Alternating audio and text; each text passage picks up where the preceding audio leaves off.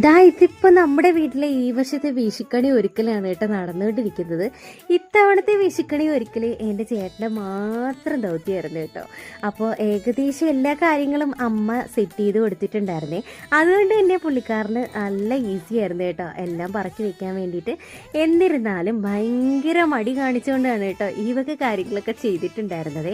അപ്പോൾ ഏകദേശം വിളക്ക്, തട്ടം, കിണ്ടി, അതുപോലെ തന്നെ ഫ്രൂട്ട്സുകൾ ഏകദേശം അമ്മ എല്ലാം കഴുകി വൃത്തിയാക്കി തന്നെ വെച്ചിട്ടുണ്ടായിരുന്നേ.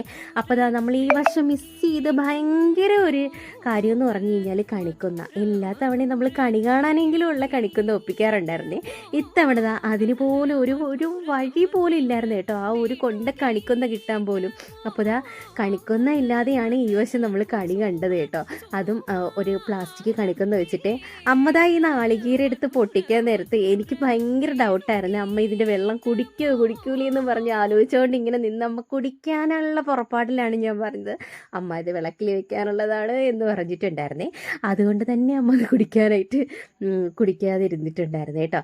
അപ്പോൾ അതെല്ലാം കഴിഞ്ഞ് നാളികേരവും എല്ലാമൊക്കെ വെച്ച് സെറ്റ് ചെയ്യായിരുന്നേ. അപ്പോൾ എല്ലാം അടുക്കി പറക്കി വെച്ചതിന് ശേഷം അലങ്കാര പരിപാടികൾ നടന്നുകൊണ്ടിരിക്കുകയാണ് കേട്ടോ. അപ്പോൾ എല്ലാ വർഷവും ഞാൻ കണിയൊരുക്കി വെച്ച് അത് കാണുന്നൊരു സന്തോഷമാണ് ഞാൻ കണ്ടുകൊണ്ടിരുന്നത്.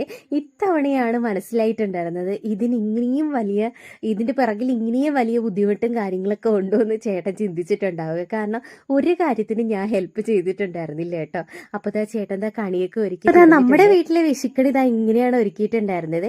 അപ്പോൾ ഇന്നത്തേക്ക് ഇത്രയുള്ളൂ. Tata bye bye, see U.